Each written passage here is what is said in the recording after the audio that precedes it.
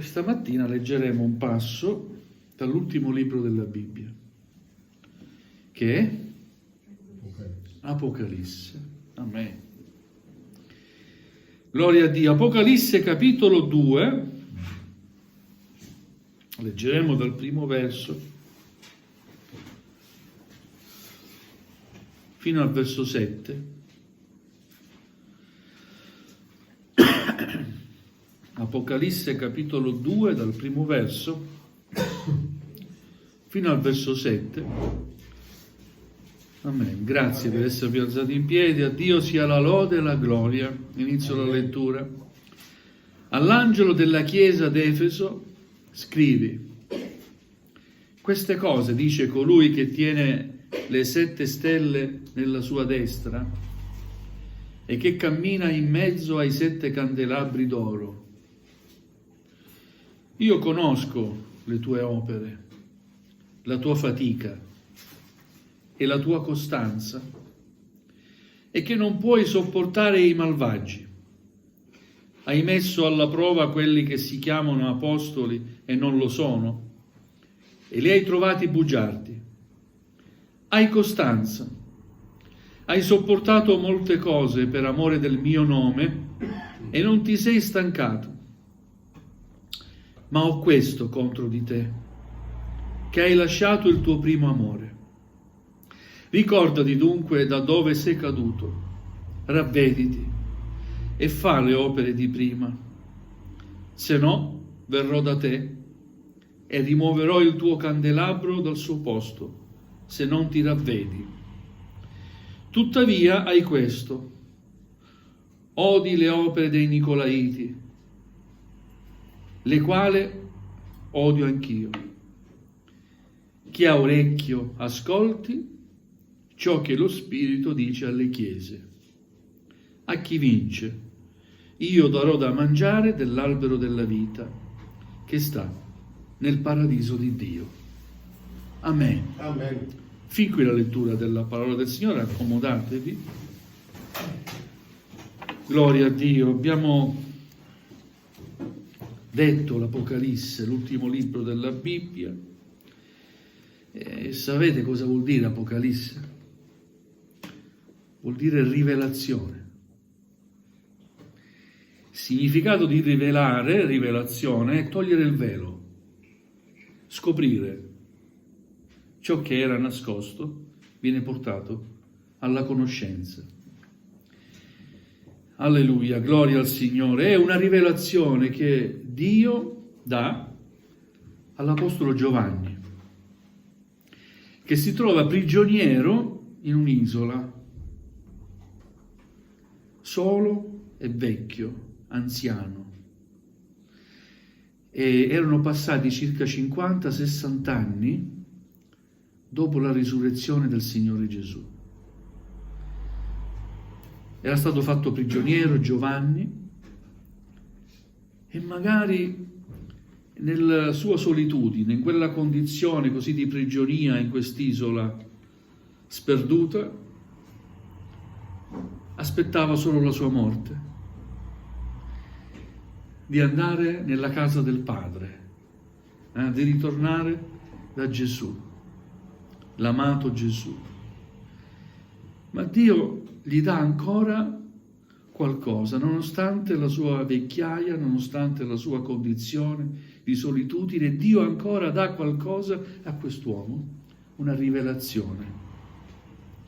I primi capitoli sono delle lettere indirizzate alle 7 chiese dell'Asia. La prima che abbiamo letto è quella di Efeso. Poi c'è la lettera di Smirne, alla chiesa di Smirne, a Pergamo, Tiatiri, ai Sardi, Filadelfia e infine Laodicea. Sono 7 chiese che rappresentano, ciascuna per un modo proprio, quella che è la realtà della Chiesa del Signore sparsa in tutto il mondo. Perché 7 chiese? E perché quelle dell'Asia? Nella parola di Dio il 7 vuol dire completezza. E quindi è come dire, queste 7 chiese rappresentano un po' quella che è la Chiesa sparsa nel mondo. E Dio vuole dare un messaggio ad ogni realtà, ad ogni comunità che si riunisce per celebrare il suo santo nome. Gloria a Dio. Abbiamo letto di questa prima lettera alla Chiesa di Efeso. È una lettera indirizzata all'angelo della Chiesa di Efeso. L'angelo della Chiesa è il ministro di culto, il pastore, no? Una volta si diceva l'angelo del Signore, no? Nella Chiesa.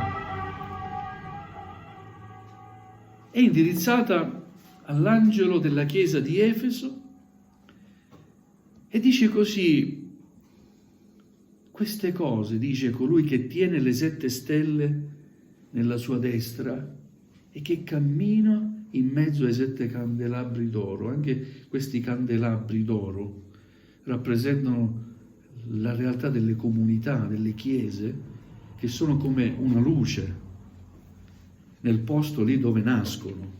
Amen. Anche noi siamo spiritualmente un candelabro. Le 7 stelle sono i 7 spiriti di Dio, tra virgolette, i 7 attributi che Dio ha. La sua essenza è in mezzo a questi candelabri. Cioè Dio non lascia la sua Chiesa, Dio è in mezzo alla sua Chiesa. Amen. Amen. Gloria al Signore. Una Chiesa non giusta, non perfetta. Una Chiesa fatta da uomini. È vero? Ma che comunque Dio assiste e ama, perché quando ci si riunisce noi innalziamo il nome del Signore Gesù. Amen. Sapendo di non essere perfetti, ci presentiamo comunque a Lui. Il nostro culto lo offriamo a Dio. Amen. Nel nome di Gesù. Alleluia. Ora dice così: io conosco le tue opere. Il Signore ci conosce. Amen.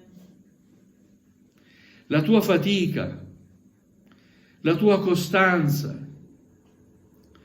E questa lettera, vedete, fa una giusta disanima, un esame giusto di quella che è la Chiesa agli occhi del Signore. C'ha pure delle qualità positive. La fatica, si affatica come Chiesa. È costante. E non può sopportare i malvagi. Si allontana da gente malvagia. Hai messo alla prova quelli che si chiamano apostoli e non lo sono. Anche al tempo della rivelazione, una volta che gli apostoli erano anziani, la guida, diciamo, andava a essere indebolita, perché quando gli apostoli erano vivi si sentiva ancora l'autorità, vero? Di quelli che erano stati con Gesù, e poi man mano muoiono, vanno con il Signore, chi subentra, e poi man mano, ecco, qualcosa si va perdendo, no? E molti si chiamavano apostoli, ma non erano apostoli.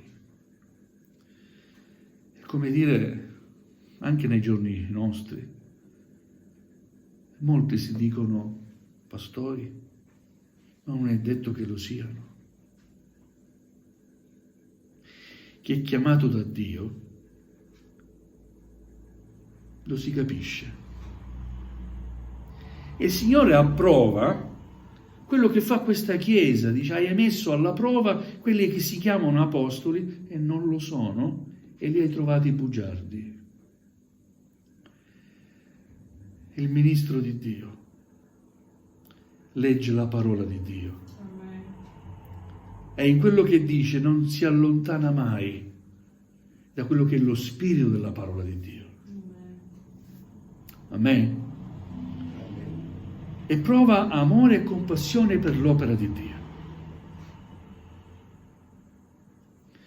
Quindi il Signore elogia le qualità di questa Chiesa.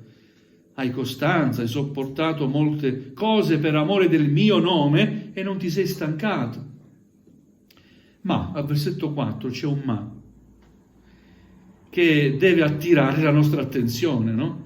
Per quanto le qualità siano apprezzate dal Signore, e ci sono delle qualità, c'è un ma. Ma ho questo contro di te. E che cos'hai contro di me, Signore?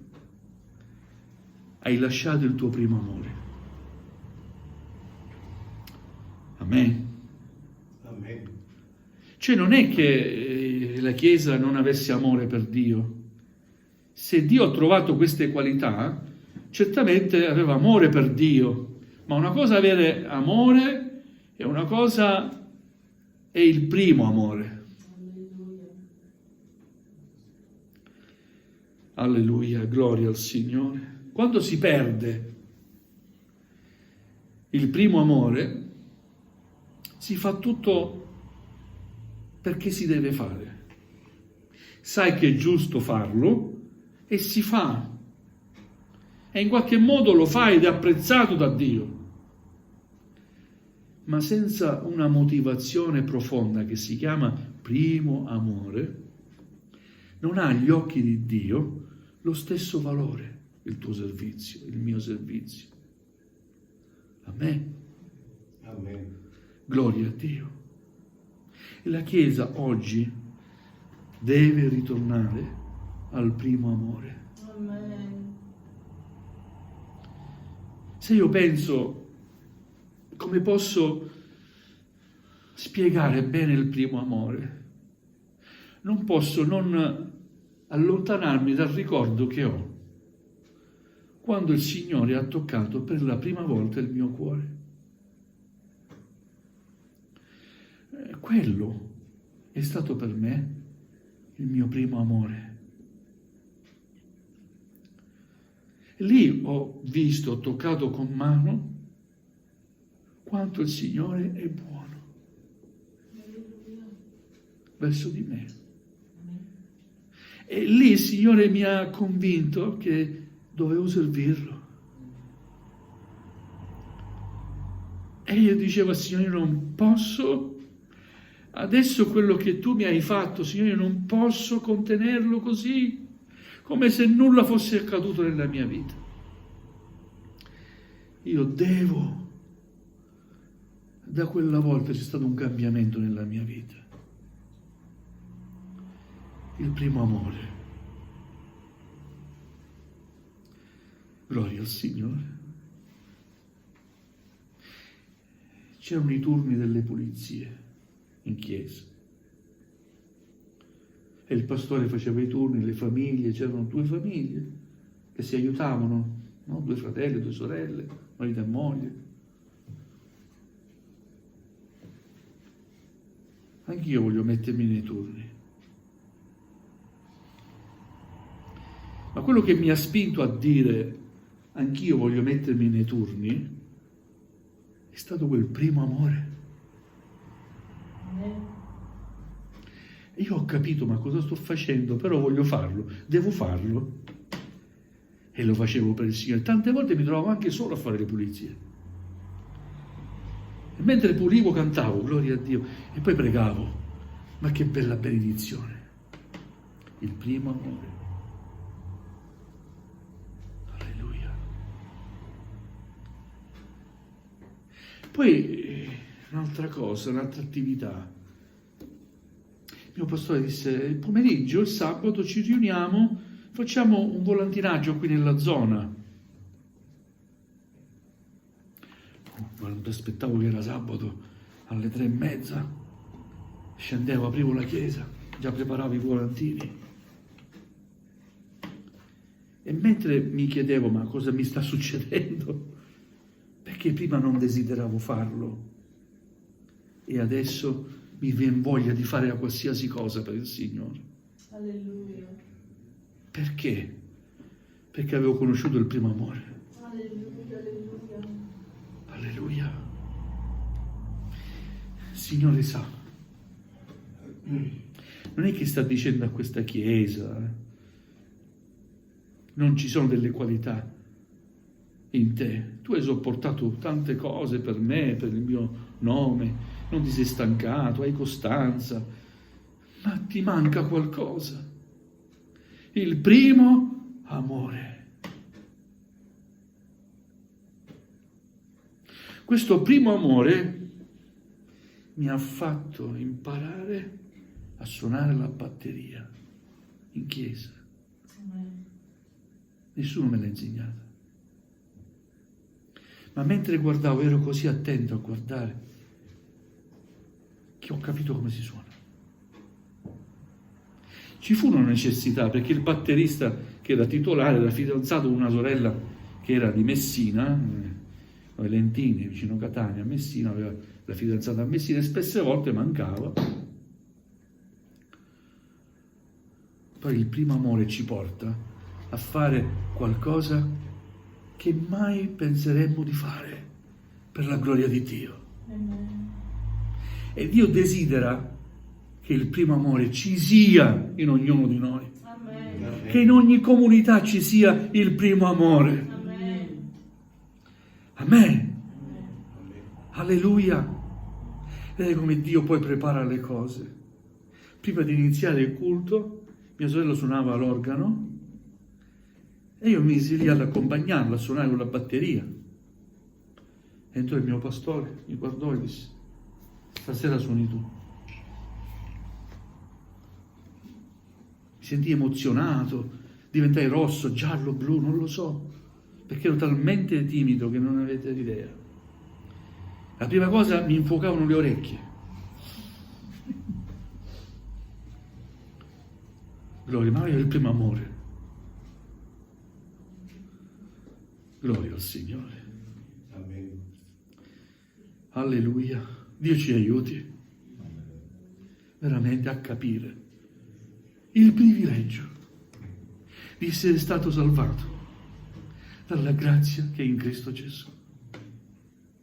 Dalla grazia di Dio, il privilegio di aver accettato il sangue di Gesù che egli ha versato sulla croce. Amen. Gloria al Signore. Ma anche il primo amore nella Chiesa di oggi, sì. Perché se guardiamo che basta poco per non andare in chiesa, per trascurare la comunione, non è che non siamo più figli di Dio, per carità. Dio ci ama lo stesso, ma viene a mancare il primo amore. E Dio dice: ho qualcosa contro di te. E questo mi porta a me a stare ai piedi del Signore e dire: Signore, se hai qualcosa contro di me, ti prego, fammelo capire. Amen. Alleluia. Contro di me tu hai qualcosa, Signore, perdonami. E invece quando si vive in modo superficiale, se non vado questa domenica andrò alla prossima. Alleluia. Dio ci dia grazia di comprendere,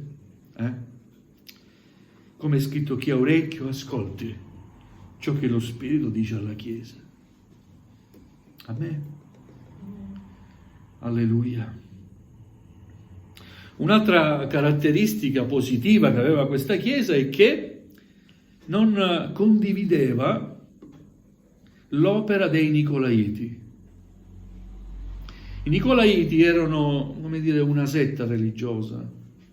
Si definivano cristiani, accettavano Cristo, hanno accettato Cristo Gesù, però scendevano a compromessi con il mondo. Perché, non so dove l'avessero mai letto nella parola di Dio, proclamavano che una volta che si era salvati accettando Gesù, si era salvati. E quindi si poteva vivere l'immoralità pur servendo il Signore. I Nicolaiti. E il Signore dice: io apprezzo, io riconosco che tu ti sei allontanato dai Nicolaiti, odi le opere dei Nicolaiti, che anch'io odio, dice il Signore. Una volta salvati e accettato Gesù nella propria vita, dobbiamo mantenerci, ed è una responsabilità nostra. Amen. Amen. E se cadiamo, alleluia, dobbiamo riconoscere le nostre colpe, confessare i nostri peccati a Cristo e avere fiducia che il sangue di Gesù ci lava e ci purifica da ogni peccato. Amen. Amen. Alleluia. Chi ha orecchio ascolti ciò che lo Spirito dice alle chiese. A chi vince? Io darò da mangiare dell'albero della vita che sta nel paradiso di Dio. A chi vince? È una competizione. E la competizione è contro noi stessi. Dobbiamo vincere noi stessi. Amen? Amen. Il Marco naturale desidera le cose naturali, è attratto dalle cose mondane, del mondo, del peccato, ma il Marco spirituale sa che non c'è comunione tra lo Spirito del Signore e la santità di Dio e le cose materiali. Amen? Devo vincere. Non ho le forze per farlo, chiedo aiuto al Signore. Aiutami a vincere, Signore. Io voglio la vittoria, voglio tagliare il traguardo. Amen. A chi vince, io darò da mangiare dell'albero della vita che sta nel paradiso di Dio. E un giorno noi crediamo che per fede mangeremo del frutto di quest'albero.